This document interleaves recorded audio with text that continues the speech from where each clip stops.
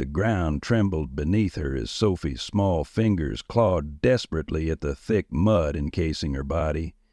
She could taste dirt in her mouth and feel the crushing weight pressing against her chest, making each breath a battle. The 8-year-old's tears cut clean tracks down her mud-caked face as darkness threatened to swallow her.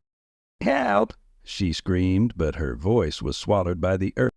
Through a tiny pocket of air, Sophie watched raindrops hammer the ground above. Would anyone even know where to look for her?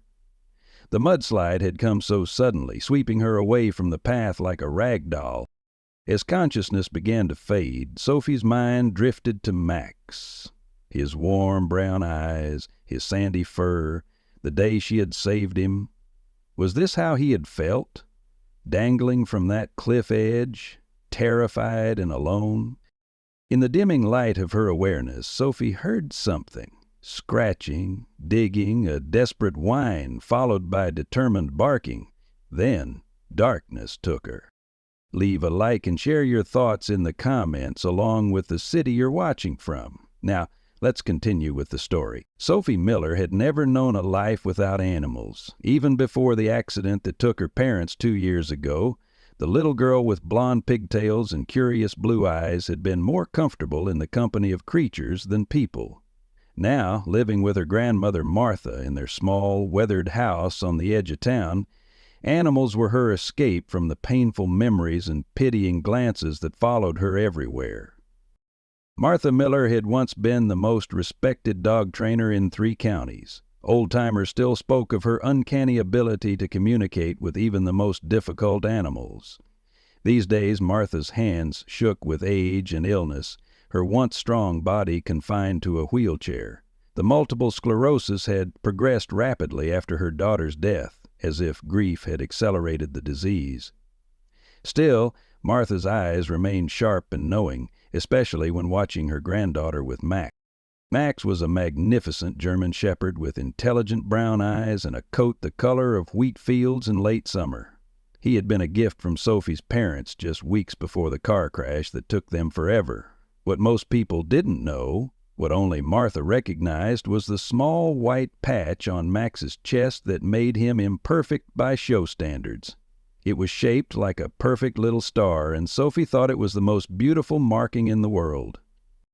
The small town of Riverdale sat nestled between rolling hills and dense forest, the kind of place where everyone knew everyone's business. Robert Wilson's sprawling estate dominated the north side of town, his kennels producing champion show dogs that commanded prices most locals couldn't fathom.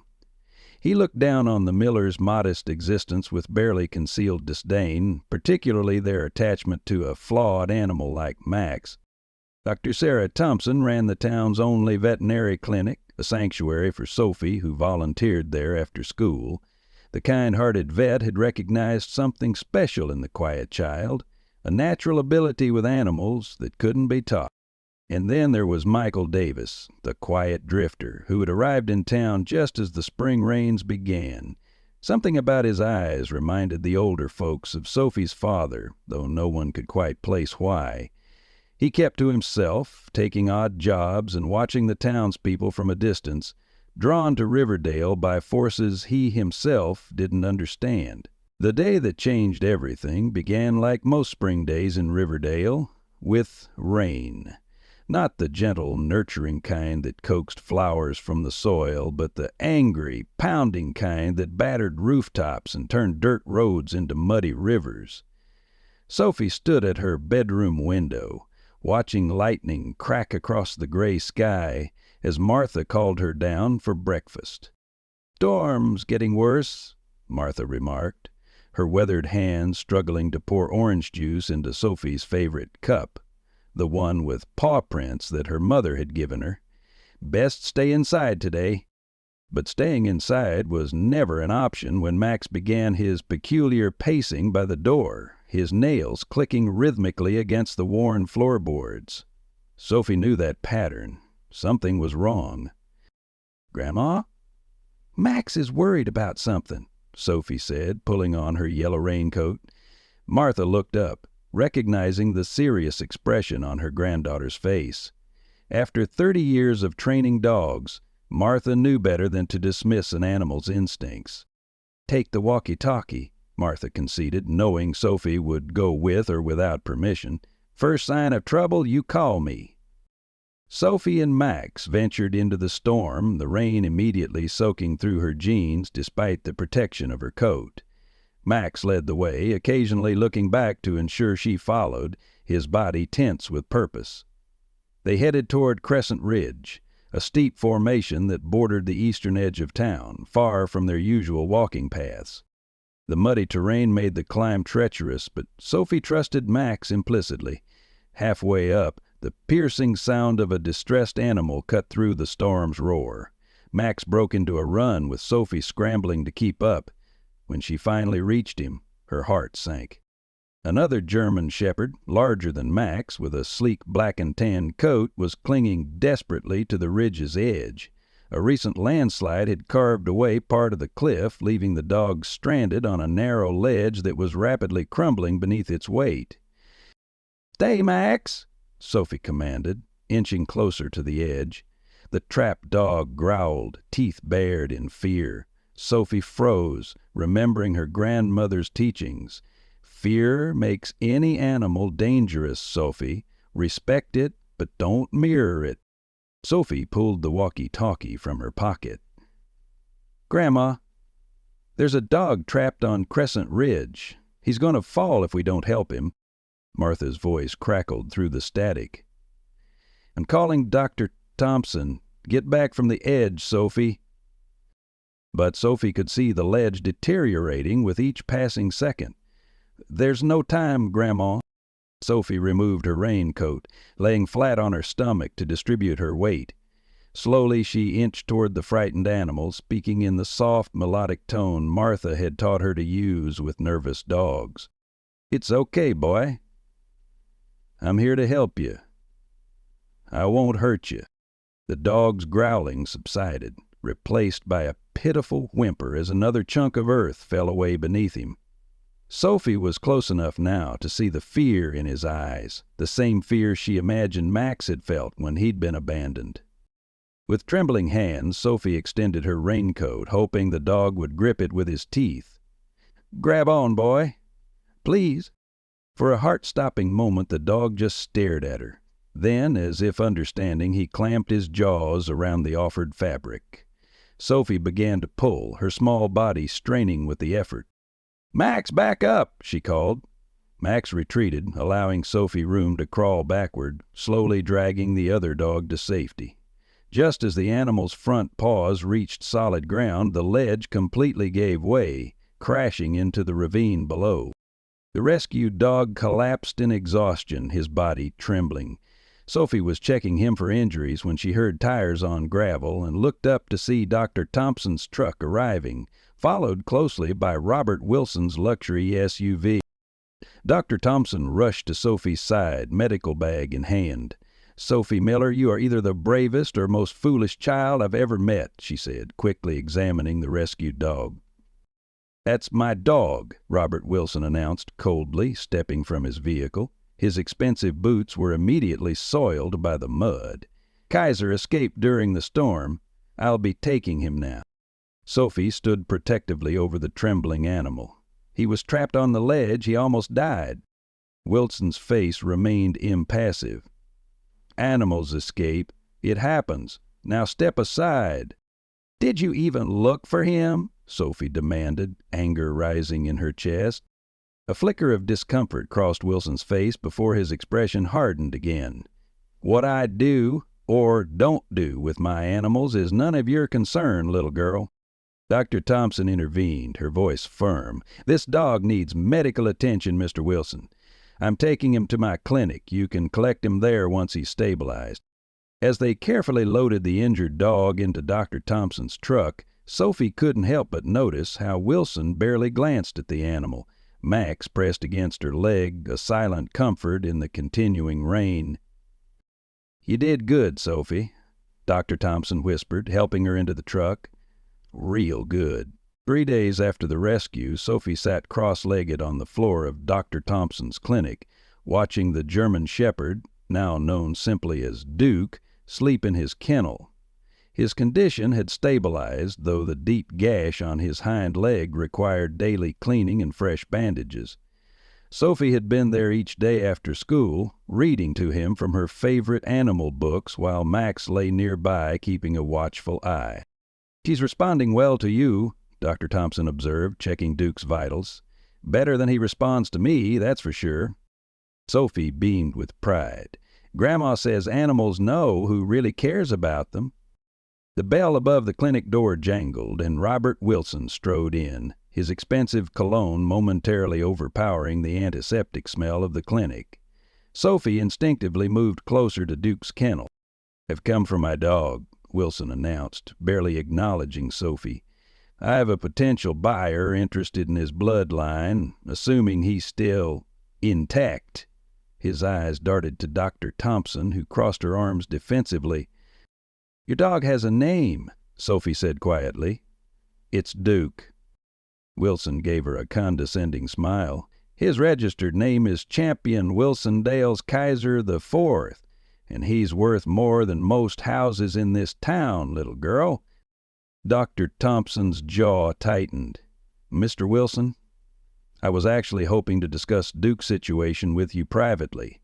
Perhaps Sophie could take Max outside for a few minutes?" Once Sophie reluctantly left with Max, Dr. Thompson confronted Wilson. "That dog was terrified of you when I mentioned your name. He's showing signs of previous mistreatment." Wilson's face flushed with anger. "How dare you accuse me?" "I'm not accusing you of anything," Dr. Thompson interrupted. "I'm telling you what I've observed professionally. That dog needs rehabilitation before he goes anywhere." Their heated discussion was cut short by the clinic door swinging open again. Martha Miller wheeled herself in, followed by Sophie and Max. "Robert Wilson," Martha said, her voice carrying the authority that had once made her the most respected dog trainer in the region. "It's been a long time." Wilson's expression shifted to one of discomfort. "Martha, I didn't know you were still involved in these matters." Martha's eyes narrowed. "When my granddaughter rescues a terrified dog from your care, I become involved." For the first time, Wilson seemed uncertain. "The dog got loose. Accidents happen." "Accidents, yes," Martha agreed. "Abandonment is another matter entirely." The tension in the room was palpable as Martha wheeled herself closer to Duke's kennel. The dog's tail gave a tentative wag, something it hadn't done for anyone but Sophie. "You recognize quality when you see it, don't you?" Martha said softly to the dog before turning back to Wilson. "Just as you recognized Max's supposed flaw when you left him at the shelter 2 years ago." Sophie gasped, looking from her grandmother to Max. Martha nodded slowly. "Max was one of Robert's breeding dogs. The white star on his chest made him unsuitable for showing." She fixed Wilson with an icy stare. "Your daughter adopted him from the shelter and gave him to Sophie before the accident. She never told you where he ended up, did she?" Wilson's face paled as he looked at Max, recognition dawning in his eyes. "That's impossible." "Check his left ear," Martha challenged. "Your kennel's tattoo is still there." The revelation hung in the air like a physical presence. Sophie knelt beside Max, burying her face in his fur as she processed the information. Dr. Thompson cleared her throat. "Mr. Wilson, I think we need to discuss what's best for Duke. Legally, he's your property, but—" "I want him," Sophie interrupted, standing up with sudden determination. "I'll train him like Grandma taught me with Max. Please, Mr. Wilson." Wilson looked between the determined child, her grandmother, and the 2 German shepherds. One a champion by registry, the other deemed imperfect but clearly devoted to the little girl. "This is ridiculous," he finally said. "That dog is worth thousands." "To whom?" Martha challenged. "As a stud? A show dog? Look at him, Robert. He's traumatized. Whatever value you think he has, you've already diminished it through neglect." The confrontation was interrupted by a knock at the door. A tall man with worn work clothes and 3 days' stubble stood hesitantly in the doorway. It was the drifter, Michael Davis. "Sorry to interrupt," he said, his voice unexpectedly gentle. "Dr. Thompson mentioned she needed help building some new kennels. I'm here about the job." Something flickered across Martha's face as she looked at the stranger, a ghost of recognition quickly suppressed. Before anyone could respond, Duke let out a low growl at Wilson, but then turned to Michael with perked ears and an inquisitive head tilt. "Well, I'll be," Dr. Thompson murmured. "That's the most positive reaction he's had to any man." Michael approached slowly, kneeling at a respectful distance from Duke's kennel. "Hey there, big guy. You've had a rough time, haven't you?" To everyone's surprise, Duke moved to the front of the kennel, sniffing Michael's extended hand.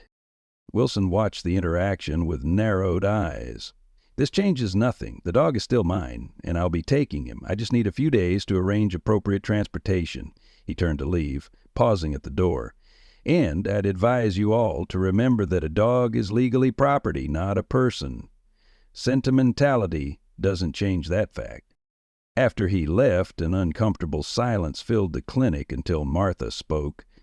"Sophie, I think it's time I taught you everything I know about training dogs. We're going to need it." Spring melted into summer, and summer began its slow surrender to fall. The rolling hills around Riverdale transformed from vibrant greens to a tapestry of gold, amber, and crimson. For 3 months, Duke had remained at Dr. Thompson's clinic, existing in a legal limbo that no one dared disturb.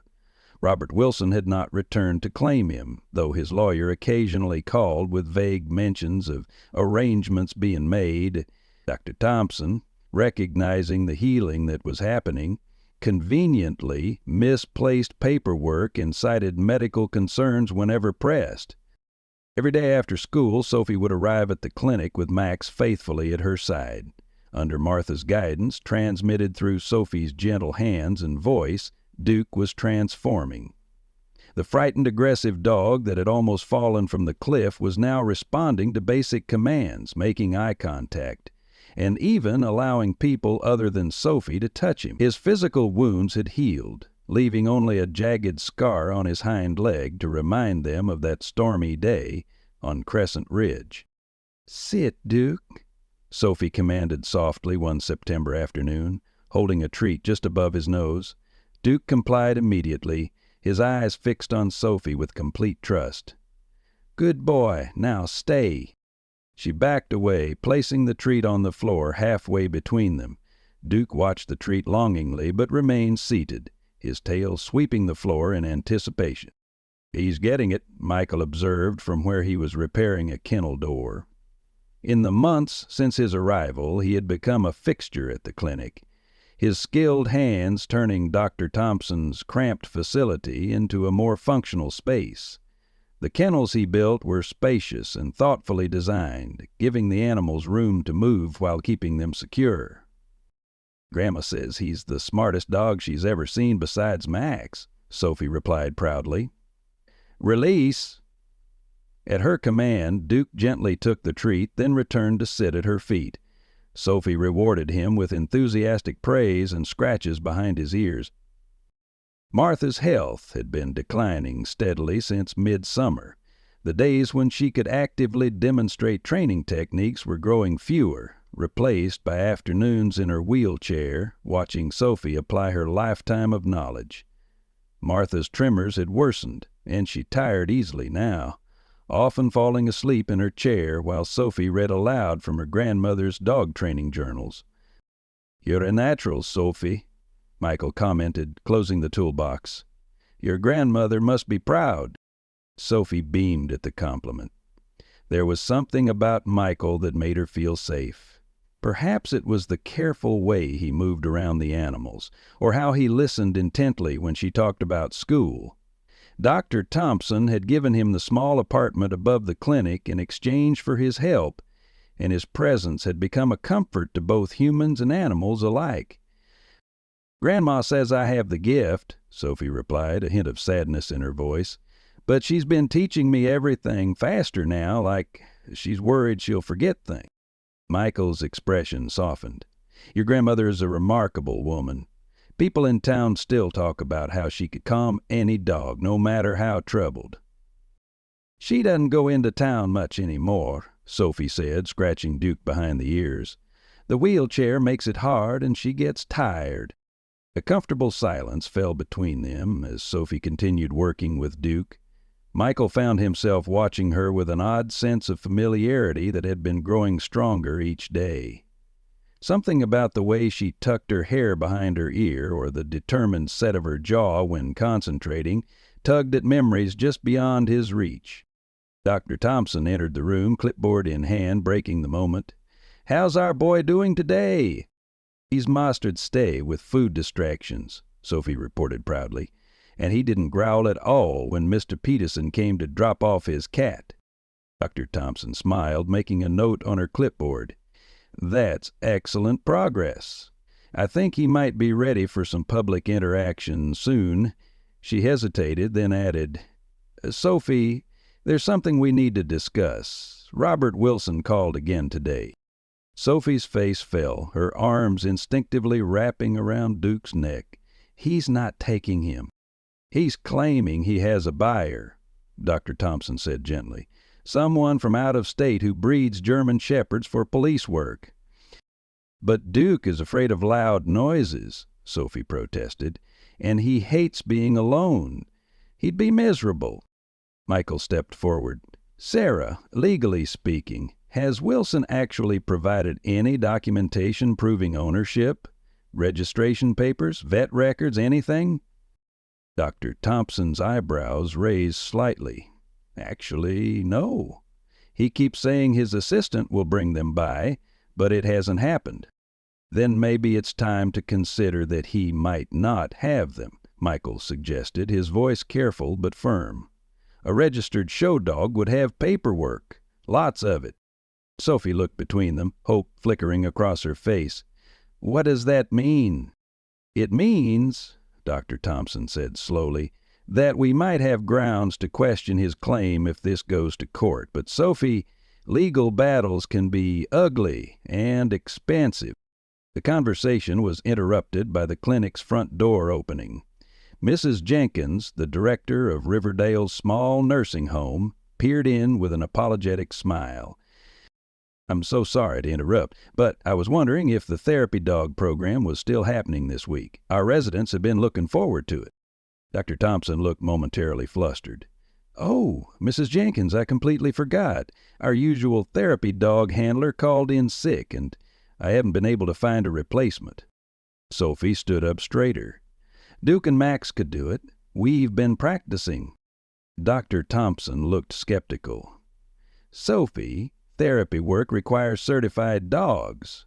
Duke isn't even officially adopted yet, and we don't know how he'll react to strangers, especially the elderly." "But Grandma always says the best training happens in real situations," Sophie insisted. "And I'll have Max there to show him what to do." Michael studied Sophie's determined expression. "What if I came along? Between the three of us, we could manage 2 dogs safely." After some deliberation, Dr. Thompson reluctantly agreed, establishing clear conditions and safety protocols. The next morning, Sophie, Michael, and the 2 German shepherds made their way to Sunshine Meadows Nursing Home, a modest facility on the outskirts of town. Mrs. Jenkins greeted them warmly in the lobby. "Our residents are gathered in the common room. Many of them don't have regular visitors, so these interactions mean the world to them." Sophie nodded seriously, adjusting Duke's new vest, a makeshift therapy dog identifier Dr. Thompson had created. "We've been practicing gentle approaches and staying calm around wheelchairs." The common room was bright with autumn sunlight streaming through large windows. About 15 elderly residents sat in a semicircle, their faces lighting up at the sight of the dogs. Max, already experienced with therapy visits, walked confidently into the room, his tail wagging gently. Duke followed more hesitantly, staying close to Sophie's side. "Everyone, this is Sophie and her friend Michael," Mrs. Jenkins announced. "They've brought Max and Duke to visit today." Sophie guided the dogs around the circle, introducing them to each resident. Max excelled, as expected, gently resting his head on laps and accepting pets with dignified patience. Duke, to everyone's surprise, seemed to instinctively understand the fragility of the people around him. He moved more cautiously than usual, his body language soft and non-threatening. "He's a natural," Michael whispered to Sophie as they watched Duke gently place his paw on the hand of Mr. Collins, a usually non-responsive resident who had actually smiled at the contact. The visit was proceeding beautifully until the nursing home's front door banged open and Robert Wilson's commanding voice echoed down the hallway. "I was told I could find Dr. Thompson's makeshift therapy program here." Sophie felt Duke tense beside her as Wilson entered the common room, flanked by a woman in a business suit whom Sophie recognized as his lawyer. Max moved protectively closer to Sophie while Duke began to tremble. "What exactly do you think you're doing with my dog?" Wilson demanded, his voice causing several of the elderly residents to flinch. "Mr. Wilson, please lower your voice," Mrs. Jenkins said firmly. "This is a care facility." Wilson ignored her, focusing instead on Sophie. "First, you interfere with my breeding program by rescuing a dog that didn't need rescuing, and now you're parading him around as a therapy dog? This is outrageous." Michael stepped forward, positioning himself between Sophie and Wilson. "The dogs are providing a valuable service here. Look around you." Indeed, the residents were watching the confrontation with distress, several of them reaching protectively toward Duke and Max. "That dog," Wilson said coldly, pointing at Duke, "is worth tens of thousands of dollars to the right buyer. He's not some pet for old people to paw at." "He was terrified on that cliff," Sophie said, finding her voice. "You didn't even look for him." Wilson's face reddened. "You have no idea what you're talking about, little girl. Kaiser is a champion bloodline. I've invested years in developing his pedigree." "Then where are his papers?" Michael challenged. "Dr. Thompson says you haven't provided any documentation proving ownership." The lawyer beside Wilson stepped forward. "We have copies of all necessary documentation at our office.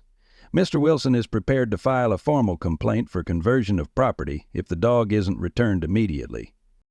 The tense standoff was interrupted by an unexpected voice from the circle of residents. "Robert Wilson, you haven't changed a bit, have you?" All eyes turned to an elderly woman in the corner, her thin frame nearly swallowed by her wheelchair, but her eyes sharp and clear. "Eleanor?" Wilson's confidence faltered. "I didn't know you were here." Eleanor Foster had once been the most respected dog show judge in the state. Even in her diminished physical state, her gaze was piercing as she assessed Wilson. "Still valuing ribbons over the animals themselves, I see," she said, her voice surprisingly strong. "I remember disqualifying your first show dog for aggression issues. 30 years ago now? You blamed the handler then, too." Wilson's lawyer touched his arm, whispering something, but he shook her off. "That's ancient history, Eleanor," he said dismissively. "This is about ownership rights." "Is it?" Eleanor countered. "Or is it about your ego?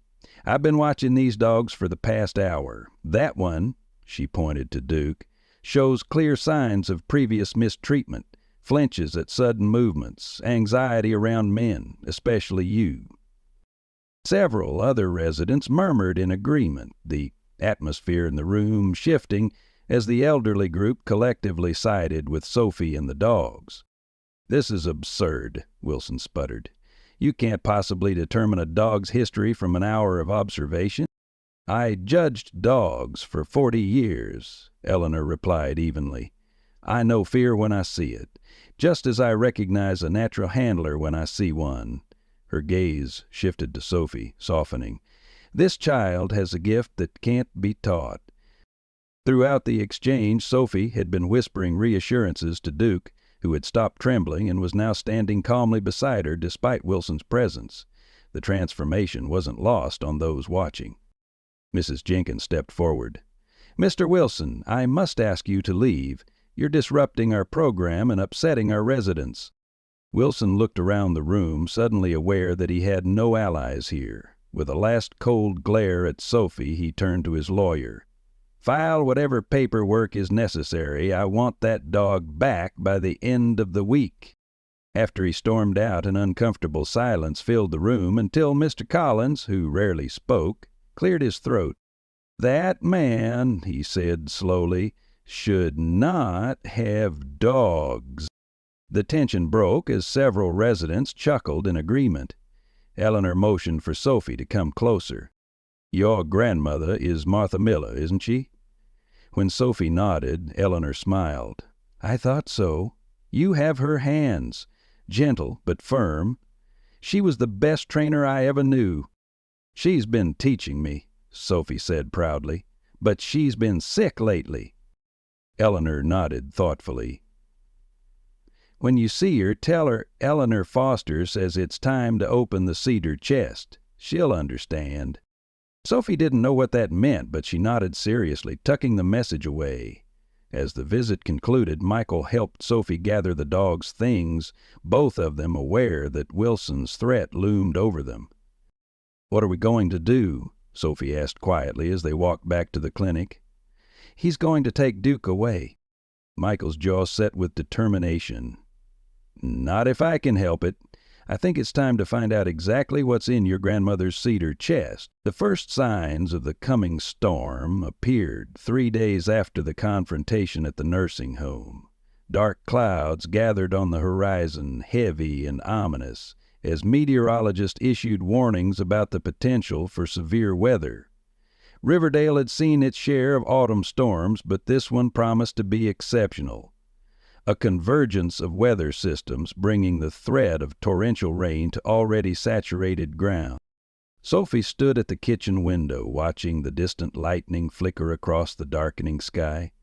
Behind her, Martha sat at the kitchen table, surrounded by paperwork, documents, and photographs, pulled from an old cedar chest that now sat open in the corner of the room. The chest had remained locked for years. But Eleanor Foster's message had prompted Martha to retrieve the small key she kept on a chain around her neck. "I should have shown you these things sooner," Martha said, her voice tinged with regret as she carefully sorted through yellowed papers. "But sometimes the past is too painful to revisit." The cedar chest had revealed a history Sophie had never imagined. Championship ribbons, breeding records, and photographs documenting Martha Miller's once renowned kennel. Willow Creek Shepherds had been among the most respected breeding programs in the country, specializing in German Shepherds bred not just for appearance, but for temperament, intelligence, and working ability. "You were famous," Sophie said with awe, examining a faded photograph of a much younger Martha standing proudly beside a magnificent German Shepherd, a gold medal hanging around both their necks. Martha smiled sadly. "For a time. Until Robert Wilson and his money started changing the breed standard to favor looks over ability." Her fingers trembled as she pulled out a document with an official seal. "This is what Eleanor wanted you to find." It was a breeding contract dated nearly 4 years ago, signed by both Martha Miller and Robert Wilson. The contract clearly stated that while Wilson would own the resulting puppies, certain breeding practices and care standards were required. Most importantly, a clause near the end specified that any dog deemed unsuitable for show purposes was to be returned to Martha, not abandoned or sold off. "Max and Duke are both from this litter," Martha explained, pointing to a registration document. "Half-brothers. I provided the dam, their mother, from my best line. Wilson's champion was the sire. The contract was clear. Any puppies with disqualifying features were to come back to me." "But he didn't do that," Sophie said, stroking Max's head. "He abandoned Max at the shelter." Martha nodded grimly. "And who knows what happened to Duke before he ended up on that cliff." "Wilson broke our contract, Sophie." The telephone rang, interrupting their conversation. Martha answered, her expression growing concerned as she listened. "Yes, Sarah, she's right here with me." Martha looked at Sophie. "It's Dr. Thompson. The storm warnings have been upgraded. She's concerned about Duke." Sophie took the phone, her heart racing. "Dr. Thompson, is Duke okay?" "He's fine for now," the veterinarian assured her, "but I'm worried about the clinic. We're in a low-lying area and they're predicting flash flooding. I'm arranging to move the animals to the high school gymnasium temporarily, but I could use your help with Duke. He trusts you." "I'll come right away," Sophie promised, already looking for her rain boots. Martha shook her head firmly as Sophie hung up. "It's too dangerous, Sophie. The storm is moving in fast." "But Duke needs me," Sophie insisted. "He gets scared during storms. Remember how he was during the thunderstorm last week?" "Then Michael can bring him here," Martha countered. "Our house is on higher ground." But when Sophie called the clinic back, Dr. Thompson explained that Michael had already left to help Mrs. Winters, an elderly woman who lived alone at the edge of town. Her roof had begun leaking, and with no family nearby, Michael had gone to assist her. "It'll be fine, Grandma," Sophie assured Martha, pulling on her bright yellow raincoat. "Max will be with me, and we'll bring Duke back here before the worst of the storm hits." Martha recognized the determined set of Sophie's jaw, the same expression her own daughter had worn when her mind was made up. Reluctantly, she agreed, but insisted Sophie take the walkie-talkie. "The cell towers might go down," Martha warned. "Check in every 15 minutes. The wind had picked up considerably by the time Sophie and Max set out, bending the trees along their path and sending leaves swirling around them. Max stayed close, occasionally glancing up at the threatening sky with unease. They had just reached Main Street when they encountered Sheriff Davis, directing traffic away from areas already beginning to flood. "Sophie Miller, what in heaven's name are you doing out in this weather?" the sheriff demanded, rain streaming down his face despite his hat.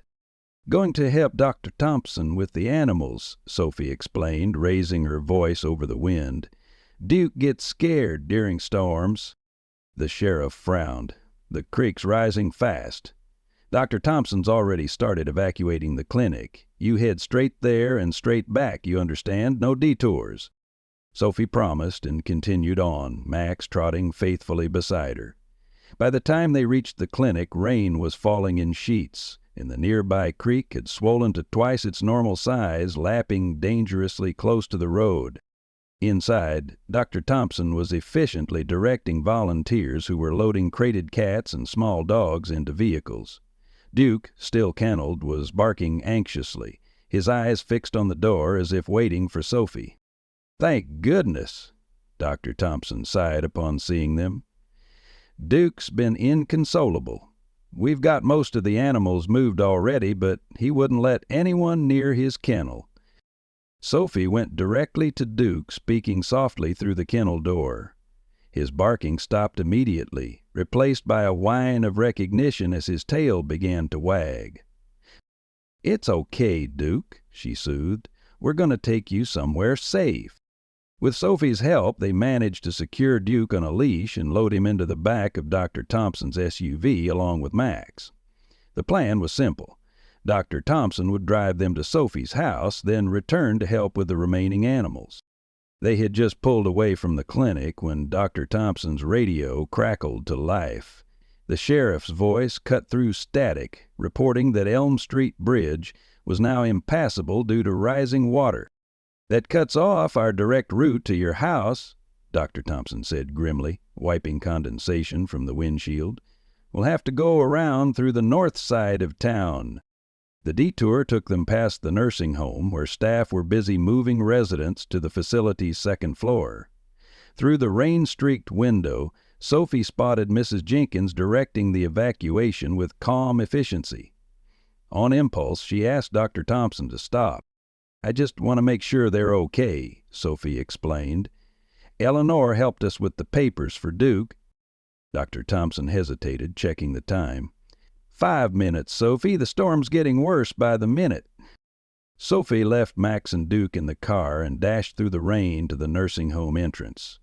Inside, controlled chaos reigned as residents in wheelchairs and walkers were carefully guided toward the elevators. Mrs. Jenkins spotted Sophie immediately. "Sophie, what on earth are you doing here?"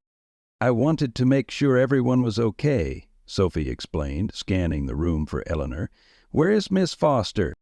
"Second floor already, thank goodness," Mrs. Jenkins replied. "We're managing, but—" She was interrupted by a crash from the facility's small kitchen. "Oh, dear. That's our last water delivery. Could you help for just a moment? The bottles need to go upstairs." Sophie glanced out the window at Dr. Thompson's waiting SUV, then at her watch. 5 minutes. She could spare that to help. "Of course," she agreed, following Mrs. Jenkins to the kitchen, where several cases of water bottles had toppled over. What should have been a quick task stretched longer as Sophie helped move water bottles, hold doors for wheelchair-bound residents, and retrieve forgotten medications from rooms. 15 minutes passed before she realized how long she had been gone.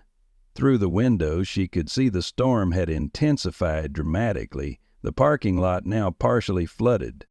"I have to go," Sophie told Mrs. Jenkins urgently. "Dr. Thompson is waiting." She rushed outside, only to find the parking lot empty. Dr. Thompson's SUV was gone, and with it Max and Duke. Panic gripped Sophie as she pulled out her walkie-talkie. "Dr. Thompson, are you there? It's Sophie." Static buzzed for a moment before Dr. Thompson's voice came through, broken and faint. "Sophie? Thank God, where are you?" "Still at the nursing home. You're gone." "The water started rising too fast," Dr. Thompson explained, her voice cutting in and out. "Sheriff ordered immediate evacuation. Roads washing out. Had to move the dogs. Trying to get back to you." The connection deteriorated into static, leaving Sophie standing alone in the rain. Mrs. Jenkins appeared at her side, concern etched across her face. "The roads are flooding quickly," she said. "You should stay here until it's safe." Sophie shook her head, staring at the rising water in the parking lot. "My dogs are out there, and my grandma will be worried sick." Before Mrs. Jenkins could stop her, Sophie zipped up her raincoat and set off toward higher ground. If she couldn't go directly home, she would circle around through the woods behind the nursing home. It would be a longer route, but Sophie knew these woods from countless explorations with Max. The forest path was slick with mud and debris, fallen branches from the wind creating obstacles that Sophie carefully navigated. Rain continued to pound through the canopy, soaking her despite the raincoat. She tried the walkie-talkie periodically, but received only static in return. Sophie had been walking for nearly half an hour when she heard barking in the distance. Her heart leapt with hope. "Max?" she called out. "Duke?" The barking grew louder, more urgent.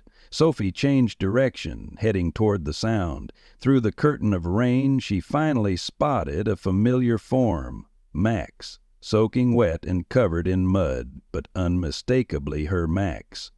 Behind him, equally mud-covered but recognizable, was Duke. "Max! Duke!" Sophie cried, dropping to her knees as the dogs rushed to her. "How did you find me? Where's Dr.?"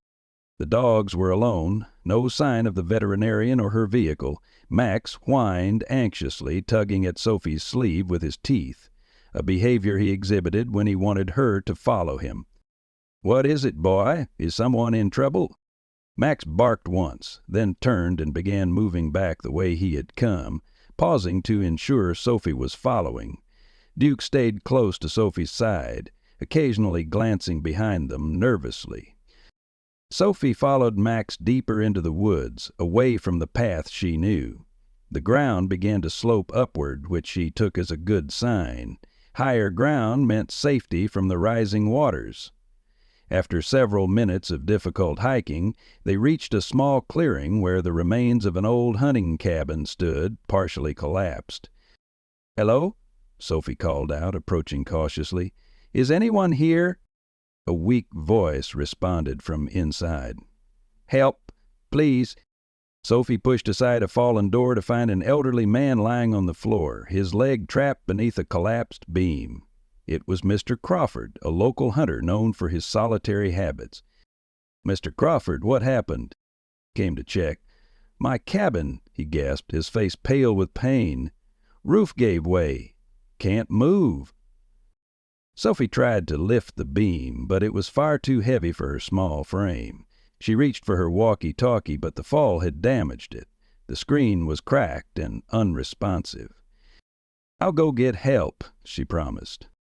"No," Mr. Crawford clutched her arm with surprising strength. "Water's rising. Valley's flooding. Too dangerous." Sophie looked out the cabin's broken window. The rain was now a solid wall of water, and in the distance she could hear the ominous roar of water rushing through the valley below. They were safe on this hillside for now, but how long before the rising waters reached them, and how would anyone know where to find them? "Max," Sophie said, turning to her faithful companion, "we need help. Go home. Go find Grandma." Max tilted his head, ears perked forward as he processed the command. Sophie repeated it, pointing in the direction of home. "Go, Max! Get help!" For a moment Max seemed torn, reluctant to leave Sophie. Then, with a soft whine, he turned and disappeared into the storm. Sophie turned back to Mr. Crawford. "Max'll bring help. He's the smartest dog in Riverdale." "Good dog," Mr. Crawford acknowledged weakly. "I always said Miller dogs were special." Sophie used her raincoat to make Mr. Crawford as comfortable as possible, then sat with Duke pressed against her side, listening to the storm rage outside. The old cabin creaked ominously with each gust of wind, and water had begun seeping in beneath the door. Time passed with excruciating slowness. Sophie checked Mr. Crawford's pulse periodically as her grandmother had taught her, growing increasingly concerned as his responses became more sluggish. Outside, the light was fading as evening approached, making the storm seem even more threatening. "Stay with me, Mr. Crawford," Sophie urged, shaking him gently when his eyes began to close. "Tell me about the first deer you ever hunted." The old man smiled faintly, launching into a rambling story about a hunting trip from his youth. Sophie encouraged him to keep talking, recognizing that keeping him conscious was critical. Duke suddenly stood, ears forward and body tense. A moment later, Sophie heard it too, voices calling her name, flashlight beams cutting through the gathering darkness outside. "Here!" she shouted, rushing to the cabin entrance. "We're in here!" The flashlight beam swung toward the cabin, followed by the sound of splashing footsteps. Michael appeared first, his face a mask of relief when he spotted Sophie. Behind him came Sheriff Davis and 2 rescue workers carrying emergency equipment. "Sophie Miller!" Michael gasped, dropping to his knees to embrace her. "You've taken 10 years off my life today." "Mr. Crawford's hurt," Sophie explained quickly. "His leg is trapped." The rescue workers moved efficiently, stabilizing the collapsing structure and using specialized equipment to lift the beam from Mr. Crawford's leg. As they worked, Michael explained how Max had appeared at the Miller house, barking frantically until Martha understood something was wrong. "Your grandmother called everyone," Michael said. "The whole town's been searching for you. Max led us straight here. Wouldn't take no for an answer, even with the water rising." As the rescue team prepared to transport Mr. Crawford on a stretcher, Sophie noticed the water outside the cabin had risen considerably, now reaching halfway up their boots. "We need to move quickly," Sheriff Davis announced. "The dam upstream is showing signs of strain. If it breaks, this whole area could be underwater within minutes." Michael lifted Sophie onto his back. "Hold on tight. It's going to be a rough trip down." With Duke leading the way and the rescue team carefully managing Mr. Crawford's stretcher, they began the treacherous journey back through the flooded forest. The water continued to rise around them, in some places reaching Michael's knees as he carried Sophie. They had just reached the edge of the woods when a deafening roar echoed through the valley. Sheriff Davis's radio crackled with urgent voices. "The dam's breached. Get to high ground immediately." Michael looked up at the hillside above them, then down at the raging water now surging through the valley below. They were caught in between, with no clear path to safety. "There!" Sophie pointed to a tall oak tree with spreading branches. "We can climb up." It was their only option. As the wall of water rushed toward them, Michael boosted Sophie into the tree's lowest branches, then helped the rescue team secure Mr. Crawford's stretcher higher up. Duke whimpered in fear until Michael lifted him into the tree as well, the large dog clinging precariously to a thick branch. The floodwaters hit with the force of a freight train, swirling around the base of the tree and rising rapidly. Sophie clung to her branch, watching in horror as the raging current carried away debris, uprooted smaller trees, and transformed the familiar landscape into an alien water world. "Hold on!" Michael shouted over the roar of the water. "Just hold on!" From her perch in the tree, Sophie could see lights in the distance, emergency vehicles gathering on the high ground beyond the flood zone. Help was out there, but with the waters still rising and night falling fast, would it reach them in time? Dawn broke over Riverdale with a pale, exhausted light. The rain had finally stopped, but the devastation it left behind was only now becoming visible. Nearly a third of the town lay submerged under muddy water, homes and businesses transformed into islands in a brown sea. Emergency crews had worked through the night, rescuing stranded residents and establishing a makeshift shelter at the high school gymnasium. Sophie sat beside Martha's hospital bed, her small hand resting gently on her grandmother's. The elderly woman's face was unnaturally pale against the stark white pillows, an oxygen tube snaking beneath her nose. The doctors had explained it as clearly as they could to an 8-year-old. The stress of the storm and Sophie's disappearance had triggered a severe episode. Martha's multiple sclerosis had advanced more rapidly than anyone had anticipated.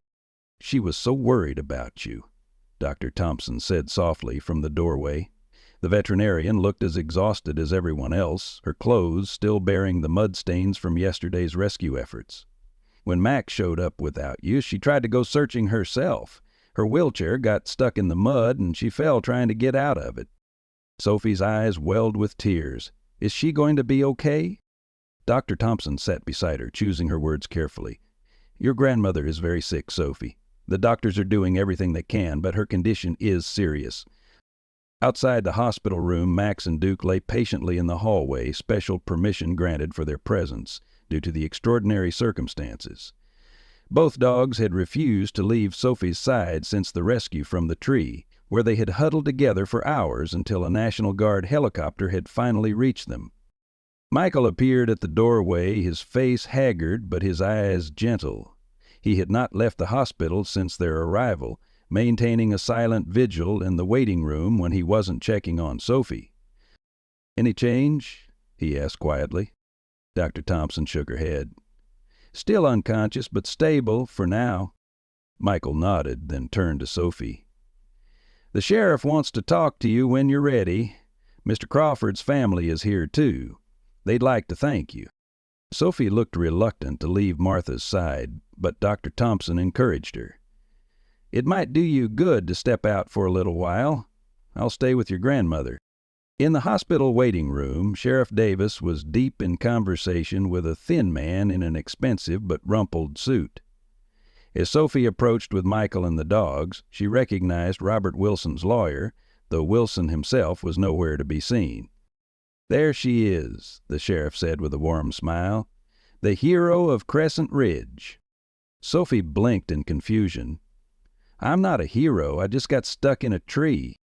"After you found Mr. Crawford and stayed with him," the sheriff reminded her. "The doctor says he would have died from exposure if you hadn't found him when you did." The Crawford family approached, a middle-aged couple and 2 teenage boys. Mrs. Crawford had clearly been crying, her eyes red-rimmed as she knelt to Sophie's level. "Thank you for saving my father," she said, voice thick with emotion. "The doctors say another hour out there in his condition and—" She couldn't finish the sentence. "It was Max who found him," Sophie said honestly, "and Duke stayed with us to keep us warm." Mr. Crawford's son looked down at the 2 German shepherds with newfound respect. "Dad's always been stubborn about that cabin. He grew up there, wouldn't let us tear it down even though it was falling apart. We never thought he'd go out there during a storm." Robert Wilson's lawyer cleared his throat, stepping forward with visible discomfort. "Miss Miller, I have something for you." He handed Sophie an official-looking envelope. "Mr. Wilson has decided to relinquish all claims to the dog known as Duke. These are the transfer of ownership papers." Sophie stared at the envelope in shock. "He's giving up Duke? What?" The lawyer adjusted his tie nervously. "Mr. Wilson's property suffered significant damage during the flood. His kennels were compromised. Several of his breeding dogs were lost." A shadow crossed the man's face. "In light of recent events and certain documents that have come to his attention, Mr. Wilson feels this is the appropriate course of action." Sophie looked to Michael for explanation. He smiled faintly. "I might have made sure copies of your grandmother's breeding contract found their way to Wilson's insurance company. Seems abandoning dogs that should have been returned to Martha might complicate his claims." The sheriff chuckled. "Not to mention the witness statements we collected from the nursing home residents about his treatment of the animals." "So Duke is really mine now?" Sophie asked, still not quite believing it. "All yours," the lawyer confirmed, visibly relieved to have completed his task. "Mr. Wilson asks only that his name not be associated with the animal in any future registration." After the lawyer departed, Sophie sat with the Crawford family, recounting the rescue while Max and Duke accepted gentle pats from the grateful relatives. The teenage boys were particularly impressed with how the dogs had led rescuers to the cabin. "Your dogs are amazing," the younger boy said admiringly. "Do you train them yourself?" "My grandma taught me everything," Sophie said, her voice suddenly small as thoughts of Martha's condition intruded. "She's the best trainer in the whole state." Mrs. Crawford squeezed Sophie's hand. "We're praying for her recovery, sweetheart." The conversation was interrupted when Dr. Thompson appeared at the waiting room doorway, her expression grave. "Sophie, can you come with me, please?" Sophie's heart lurched as she followed the veterinarian back to Martha's room, Michael close behind. Inside, a doctor stood at Martha's bedside, making notes on a chart. "What's happening?" Sophie asked, fear tightening her throat. The doctor, a kind-faced woman with silver-streaked hair, turned to Sophie with a serious expression. "Your grandmother's condition has stabilized, but I'm concerned about her breathing. We may need to move her to a larger hospital with specialized care." "To Westridge?" Sophie asked, naming the city hospital 2 hours away. The doctor nodded. "It would be temporary, just until we can get her condition under better control." "But who'll stay with me?" Sophie's voice quavered. "Our house is all flooded." An uncomfortable silence filled the room. The unspoken reality hung heavily in the air. An 8-year-old child with no living parents and a critically ill grandmother presented a difficult situation for everyone involved. "I've already spoken with Child Protective Services," the doctor said gently. "They'll be assigning a temporary guardian while your grandmother receives treatment." "No!" Sophie cried, gripping Martha's unresponsive hand. "I want to stay with Grandma." Michael stepped forward, his voice quiet but firm. "What about me? Could I stay with Sophie at my apartment? It's above the vet clinic on high ground. It wasn't affected by the flooding." The doctor looked skeptical. "Are you a relative, mister?" "Davis, Michael Davis. And no, I'm not a relative, but I've been helping care for the dogs and working with Sophie for months now." He ran a hand through his hair in frustration. "Look, she's been through enough trauma. The last thing she needs is to be placed with strangers." Dr. Thompson intervened. "I can vouch for Michael. He's been invaluable at the clinic, and Sophie trusts him." The doctor still seemed unconvinced. "I'm afraid without a familial connection or legal guardianship, it would be highly unusual." "Martha asked me to watch over Sophie if anything happened to her," Michael interrupted, his voice taking on a strange, almost desperate quality. She trusted me with her granddaughter." Sophie looked up at Michael in surprise. This was the first she'd heard of such an arrangement. The doctor sighed. "I'll need to discuss this with the social worker. In the meantime, Sophie can stay here with her grandmother. We won't be moving Mrs. Miller until tomorrow at the earliest." After the doctor left, Sophie turned to Michael with questioning eyes. "Did Grandma really ask you to take care of me?" Michael knelt before her, his expression troubled. "Sophie, there's something I need to tell you. Something important."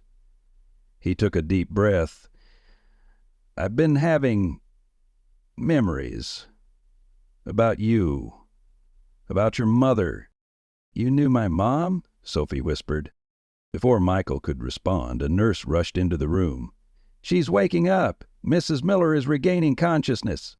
Martha's eyelids fluttered, then slowly opened. Her gaze, unfocused at first, gradually sharpened as she became aware of her surroundings. When her eyes found Sophie, a weak smile touched her lips. "Has my brave girl?" she whispered hoarsely. Sophie flung herself carefully against her grandmother's side. "Grandma, I was so scared you wouldn't wake up."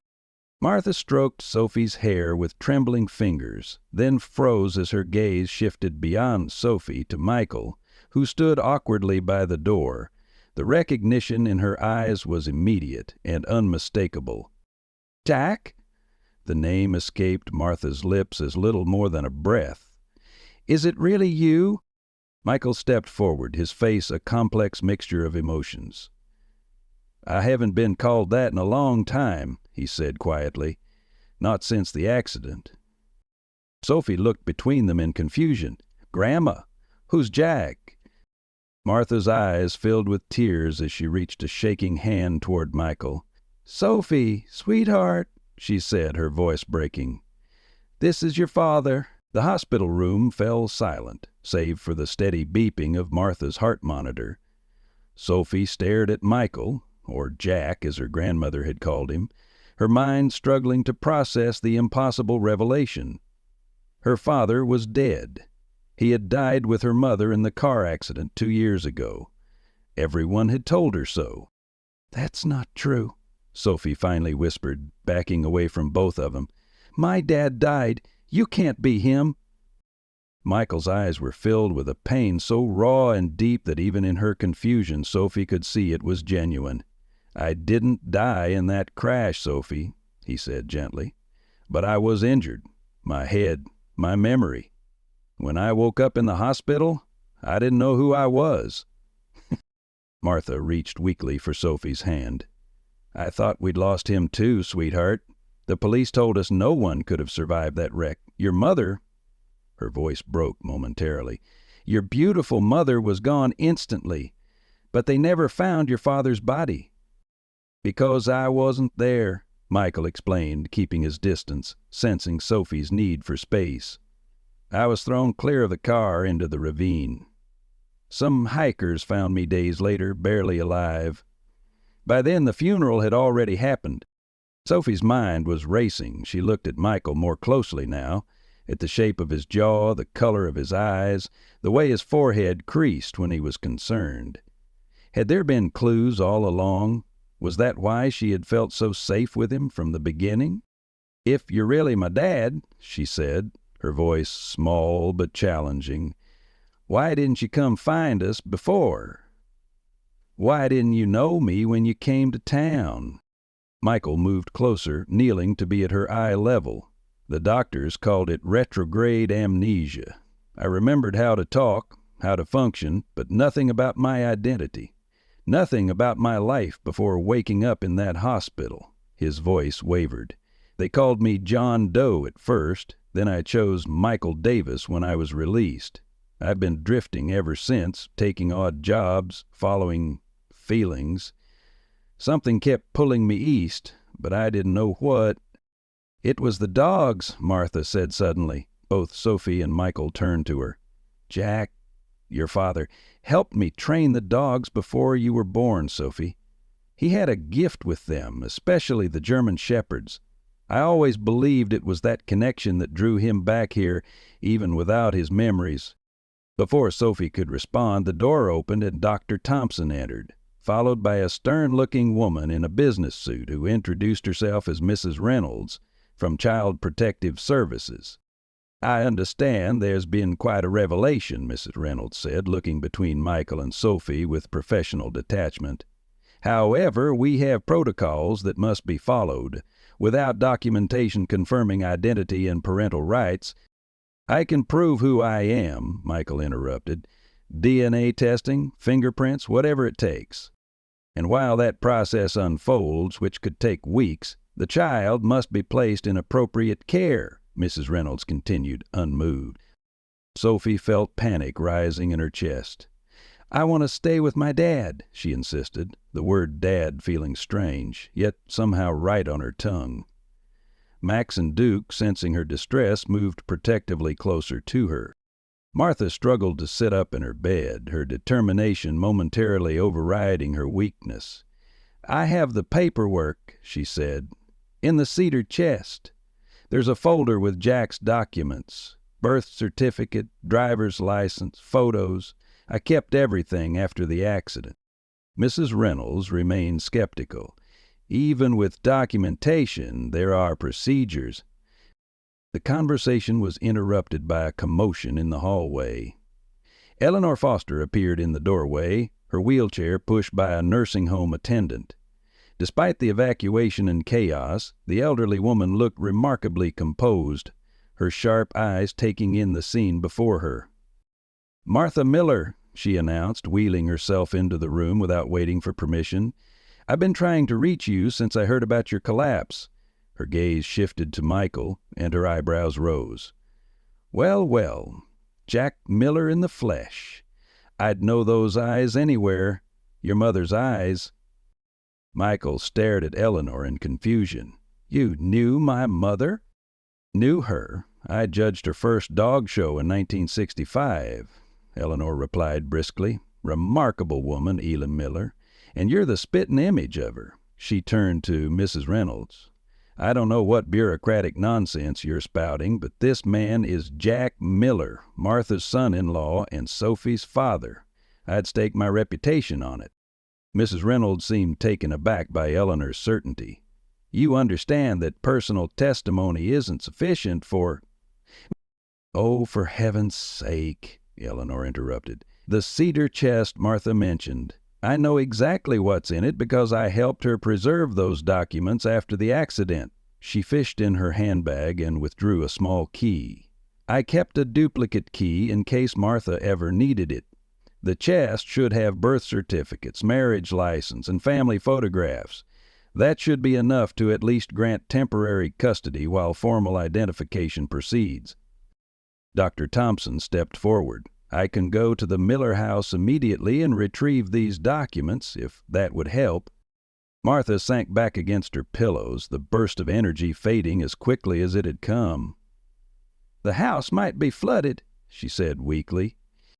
"The cedar chest is waterproof," Eleanor reminded her, "and the Miller house is on high enough ground that the first floor should be untouched." As arrangements were made for Dr. Thompson to retrieve the documents, Sophie found herself drawn to Michael's side. She studied his face more intently now, searching for familiar features. The shape of his nose, the curve of his smile, they matched the fading photographs she treasured of her father. "Why didn't you tell me before?" she asked quietly. "Did you know who you were when you came to town?" Michael shook his head. "I had feelings, déjà vu. Places around town seemed familiar, but like memories from a dream. When I saw you that first day at the clinic, something clicked, but I couldn't place it." His voice grew softer. "It wasn't until the flood, when I carried you down from that tree, that the memories started coming back in force. The way you tucked your head against my shoulder. You used to do that as a toddler when you were scared." Sophie felt tears welling in her eyes. The memory he described wasn't one she consciously recalled, but it resonated somewhere deep inside her. "What do you remember about Mom?" she whispered. Michael's eyes glistened. "Her laugh, the way she smelled like vanilla and mint, how she would sing you to sleep with 'You Are My Sunshine.'" His voice caught. "Every day I'm remembering more. It's like finding pieces of a puzzle I didn't know was missing." While they waited for Dr. Thompson to return, Robert Wilson made an unexpected appearance at the hospital. The normally immaculate businessman looked disheveled, his expensive clothes mud-stained and his face drawn with exhaustion. "I came to check on Martha," he said awkwardly, hovering in the doorway. Martha regarded him with wary surprise. "That's thoughtful of you, Robert." Wilson nodded, then turned his attention to Sophie and the dogs. "I heard what happened, about the rescue." He cleared his throat uncomfortably. "My kennels were destroyed in the flood. Most of my breeding stock is gone." "I'm sorry," Sophie said, genuinely meaning it, despite everything that had happened. Wilson seemed surprised by her sympathy. "Your dogs saved lives yesterday. That's worth more than any show ribbon." He hesitated, then added, "Your grandmother tried to tell me that years ago. I should have listened." Before anyone could respond to this unexpected admission, Dr. Thompson returned, carrying the cedar chest.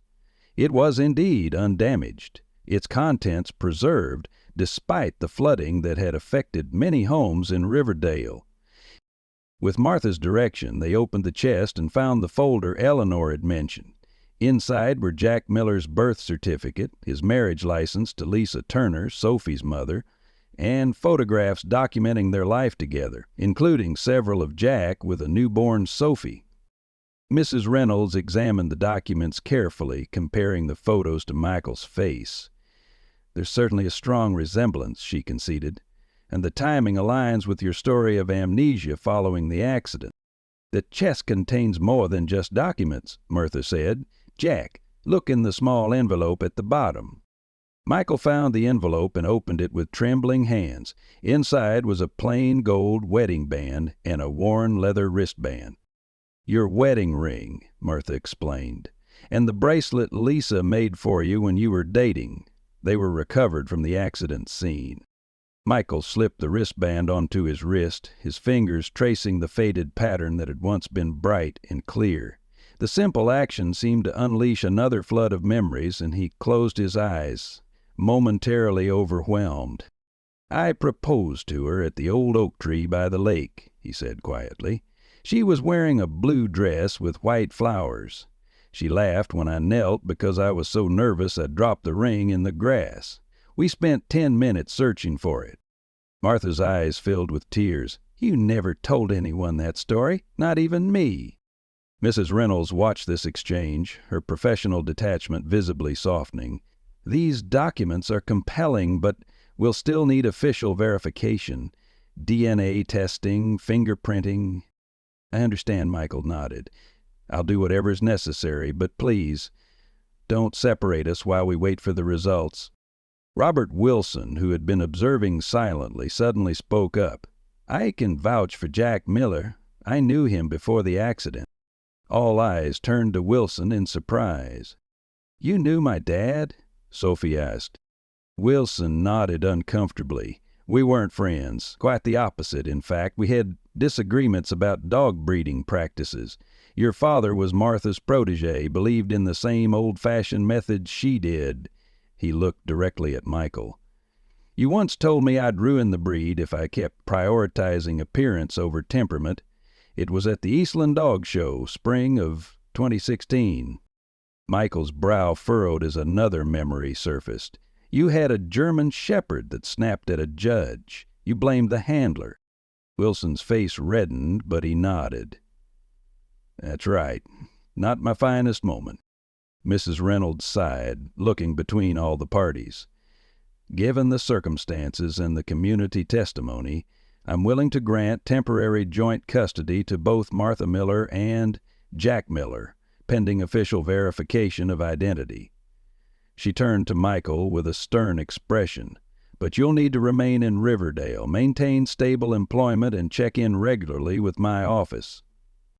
"I'm not going anywhere," Michael assured her, his gaze moving between Sophie and Martha.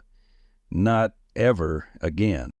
As the adults discussed logistics, Sophie knelt between Max and Duke, burying her face in their fur.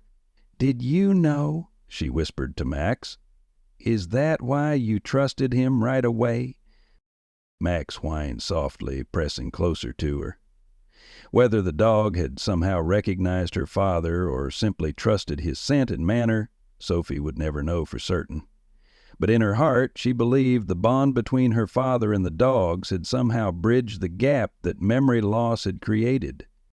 "Sophie," Michael called gently, "there's something else we found in the chest. Something I think your grandmother has been saving for the right moment." 1 year after the flood that changed everything, Riverdale had largely recovered. New buildings stood where damaged ones had been demolished, roads had been repaired, and the community had come together in ways no one could have predicted.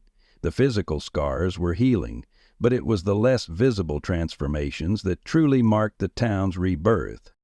Sophie Miller stood in the morning sunlight, watching as her father, it still gave her a thrill to think of Michael that way, hammered the final nail into the sign above the newly constructed building. Miller Family Canine Training Center, it proclaimed in bold, cheerful letters. Below, in smaller text, specializing in rescue, rehabilitation, and service dogs.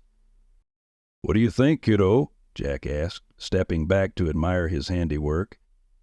DNA tests had confirmed what their hearts already knew, and he had legally reclaimed his birth name, though many in town still occasionally called him Michael out of habit. "It's perfect, Dad," Sophie beamed, her blonde hair now longer and caught in a neat braid. At 9 years old, she carried herself with a confidence that belied her years, a quiet strength forged through both hardship and joy. Martha's wheelchair rolled up beside them, expertly guided by her now steady hands. The specialized treatment at Westridge Hospital had halted the rapid progression of her MS, and while she would never walk again, her upper body strength had improved dramatically through physical therapy. Her eyes sparkled with barely contained excitement as she gazed up at the sign. "Your mother would be so proud," she told Sophie, reaching for her granddaughter's hand. "Both of you." Max and Duke bounded around the corner of the building, followed by a small procession of other dogs. German shepherds, golden retrievers, and a few mixed breeds of various sizes. Dr. Thompson walked among them, clipboard in hand, as she checked each animal's condition. "The kennels are ready," she reported, "and I've scheduled health checks for all 12 dogs next week." The cedar chest Martha had preserved for so long had contained more than just personal documents and mementos. Hidden in a false bottom, carefully wrapped and protected, was the most valuable item of all: detailed breeding records and training methodologies for the legendary Willow Creek Shepherds line.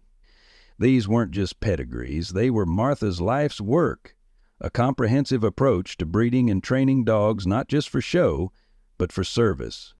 The records had become the foundation for their new endeavor. Martha's techniques, combined with Jack's natural gifts and Sophie's extraordinary connection with animals, had attracted attention well beyond Riverdale's borders. Their first litter of puppies, carefully bred from Mac's lineage, had already been placed with families throughout the state, with several designated for service dog training. "The school bus will be here in 15 minutes, Martha reminded Sophie. "Better get your backpack." Sophie nodded, but lingered a moment longer, savoring the sight of their new beginning. The training center had been built on land that once belonged to Robert Wilson, who had sold them 5 acres at a surprisingly reasonable price after deciding to downsize his operation. He now focused on training show dogs rather than breeding them, occasionally seeking Martha's advice on temperament issues, a development that still amazed everyone who knew their history. Inside their renovated home, built to accommodate Martha's wheelchair, with wider doorways and accessible features, Sophie gathered her school supplies. Her bedroom wall displayed a collection of photographs, her parents' wedding day, baby pictures of herself, and new memories from the past year. Her favorite was from the ribbon-cutting ceremony for the Flood Memorial Park, where she stood flanked by her father and grandmother, Max and Duke sitting proudly beside them. "Sophie! Eleanor's here," Jack called from downstairs. She hurried down to find Eleanor Foster waiting in the living room, looking remarkably spry despite her advanced age. The former dog show judge had become a regular visitor, her wealth of knowledge and industry connections proving invaluable to their new business. "There's my star pupil," Eleanor greeted Sophie warmly. "Ready for your presentation today?" Sophie nodded, though butterflies fluttered in her stomach. Her school was hosting a Community Heroes Day, and she had been asked to speak about animal rescue. Duke would be accompanying her, his calm demeanor and remarkable recovery making him the perfect ambassador. "I'm nervous," Sophie admitted. "What if I forget what to say?" Eleanor's eyes twinkled. "Then you'll do what all great trainers do. Improvise and trust your instincts. Besides, with Duke by your side, no one will even notice if you stumble over a word or two." Jack helped load Duke into Eleanor's car, the German Shepherd settling comfortably in the specially designed harness. "Remember what we practiced," he reminded Sophie, kissing the top of her head. "And have fun. That's the most important part." As Eleanor's car pulled away, Jack returned to find Martha examining the training record spread across the kitchen table, her reading glasses perched on the end of her nose as she made notations in the margins. "We're really doing this," he said, the reality of their new venture still occasionally striking him with wonder. "A year ago, I didn't even know who I was." Martha looked up, her expression softening. "You were finding your way back to yourself, Jack. Sometimes the heart remembers what the mind forgets." The past year had been filled with both challenges and triumphs. Jack's memories had returned gradually, some triggered by photographs, others by smells or sounds. Some memories remained elusive and likely always would, but the important ones had been recovered: his love for his wife, his devotion to Sophie, his passion for working with dogs. The custody arrangements had proceeded smoothly once his identity was confirmed. Robert Wilson's unexpected testimony had carried significant weight, perhaps more so because of their known animosity. The formal hearings had been brief, the judge issuing a permanent custody order with minimal deliberation. Martha glanced at the clock. "Sarah's bringing the veterans by at noon. I still need to set up the outdoor training area." The new training center had already established partnerships with the regional VA hospital, providing service dogs to veterans with PTSD and mobility issues. Their first graduate, a German Shepherd named Apollo, had been placed with a Marine who had lost his leg in combat. The transformation in both dog and veteran had been nothing short of miraculous. As they prepared for the day's appointments, Jack reflected on how their family's personal tragedy had evolved into something that now helped so many others.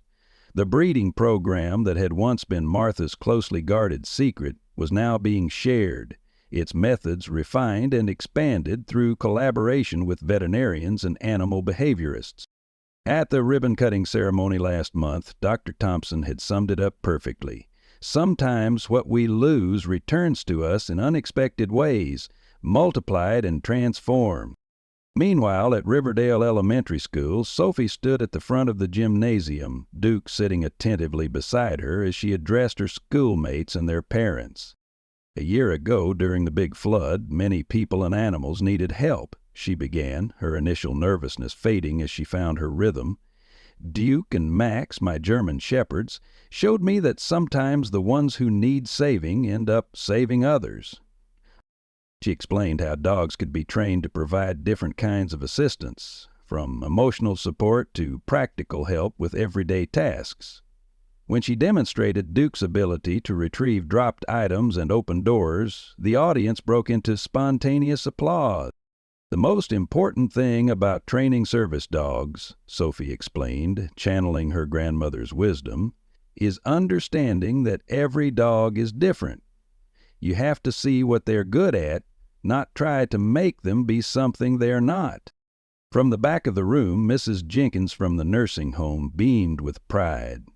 After the flood, she had worked with the Millers to establish a regular therapy dog program at Sunshine Meadows. The residents, particularly Eleanor, had flourished with the weekly canine visits. After the presentation, Sophie was surrounded by classmates asking questions about Duke in the training center. Her former status as the quiet, sad girl had evolved as she found her voice through her work with the dogs. She had friends now, real friends, who shared her interests and valued her knowledge. As the school day ended, Sophie was surprised to find not Eleanor but Robert Wilson waiting to drive her home. Despite their complicated history, Wilson had gradually become an unlikely ally to the Miller family. His expertise in navigating dog show regulations and his industry connections had proven valuable as they established their business. Eleanor had a doctor's appointment, Wilson explained as Sophie and Duke climbed into his luxury SUV, a much more modest model than his pre-flood vehicle. "Your father asked if I could fill in." "Thanks, Mr. Wilson," Sophie said, settling Duke beside her. Wilson glanced at the German Shepherd in his rearview mirror. "He's looking good. That scar on his leg is healed nicely." "Dad says scars tell our stories," Sophie replied. "They remind us of what we've survived." Wilson nodded thoughtfully. "Your father's a wise man, wiser than I was, certainly." He hesitated, then added, "I've been meaning to tell you, Sophie, the German Shepherd puppies my Bella had last month, there's one with markings very similar to Max's, including a white star on his chest." Sophie's eyes widened. "But I thought you didn't like those markings." "Let's just say my priorities have changed," Wilson admitted. "I'd like you and your father to see him, maybe help me train him properly." As they pulled into the driveway of the training center, Sophie spotted an unfamiliar car parked out front. A middle-aged couple stood talking with her father, a teenage boy in a wheelchair beside them. "Looks like you have clients," Wilson observed, helping Sophie with her backpack. Jack waved him over. "Sophie, this is the Anderson family. They've come to meet Apollo's brother, the puppy we've been training for wheelchair assistance." The boy in the wheelchair, who looked to be about 16, brightened when he saw Sophie and Duke. "Is that one of your service dogs?" he asked eagerly. "This is Duke," Sophie introduced them. "He's not exactly a service dog, but he knows a lot of commands. Want to see?" As Sophie demonstrated Duke's skills, Jack explained to the Andersons how their son would participate in the training process, forming a bond with his future service dog from the beginning. "It's not just about teaching the dog commands," he explained. "It's about creating a partnership. Each learns from the other." Martha emerged from the training center, Max trotting faithfully beside her wheelchair. She had been working with a young German Shepherd puppy, who now bounded ahead to investigate the visitors. "That's Scout," Sophie told the Anderson boy. "He's being trained for mobility assistance. He might be your dog if you two get along well." The introduction between Scout and the teenager was magical, the kind of instant connection that Martha had always insisted couldn't be forced or faked. The puppy approached cautiously at first, then rested his head gently on the boy's knee, gazing up with soulful brown eyes. "He likes you," Sophie observed, recognizing the signs of acceptance. Mrs. Anderson wiped away tears as she watched her son light up, his hands carefully stroking the puppy's soft fur. "We've been to 3 other training centers," she said quietly to Martha. "This is the first time I've seen him smile like that in months." As the afternoon progressed into evening, the Miller household settled into its comfortable routine. Sophie completed her homework at the kitchen table while Jack prepared dinner, and Martha reviewed applications for their next training class. Max and Duke lounged contentedly nearby, occasionally raising their heads when their names were mentioned. "The Anderson boy and Scout were a perfect match," Martha remarked, setting aside her paperwork. "Reminds me of you and Max when you first met." Sophie smiled, remembering how the white star on Max's chest had captivated her instantly. "Do you think Mr. Wilson really changed his mind about the markings?" Jack turned from the stove. "People can surprise you, Sophie. Sometimes it takes losing everything to recognize what truly matters." As they gathered around the table for dinner, Sophie looked at the faces of her family. Her grandmother, weathered but resilient, her father, once lost but now found, the dogs who had brought them all together through tragedy and triumph. The cedar chest now sat prominently in their living room, no longer hiding its secrets but serving as a reminder of their journey. "I've been thinking," Sophie announced, "about what I want to do when I grow up." "Let me guess," Jack teased. "Dog trainer?" Sophie shook her head. "Veterinarian. Dr. Thompson says I can start volunteering more hours at the clinic next year if my grades stay good." Martha nodded approvingly. "Your mother wanted to be a veterinarian too, before she decided on teaching." "I know," Sophie said softly. "Dad told me." She looked around at her family. The one she had nearly lost, the one she had found again, the one she had helped build. "I think she'd be happy with how everything turned out. Don't you?" As evening settled over Riverdale, the lights of the Miller Family Canine Training Center glowed warmly in the gathering darkness, a beacon of hope born from hardship, a promise kept through generations of faithful hearts, both human and canine. In the twilight of our lives, we often reflect on what truly matters. Sophie's journey reminds us that family isn't just defined by blood, but by those who stand beside us when the waters rise. Like Martha's cedar chest, we all carry precious memories, some joyful, some painful, but it's what we choose to build with them that defines our legacy. Many of you have weathered your own storms, children growing distant, spouses lost, health challenges mounting like floodwaters. Yet Sophie's story whispers hope that what appears lost may simply be waiting to be rediscovered, that our life's work can find new purpose through younger hands, that even when our bodies fail us, our wisdom remains invaluable. The unassuming German shepherd with the imperfect star, once deemed worthless, became the hero who saved lives. Perhaps the parts of ourselves we've been told to hide contain our greatest gifts.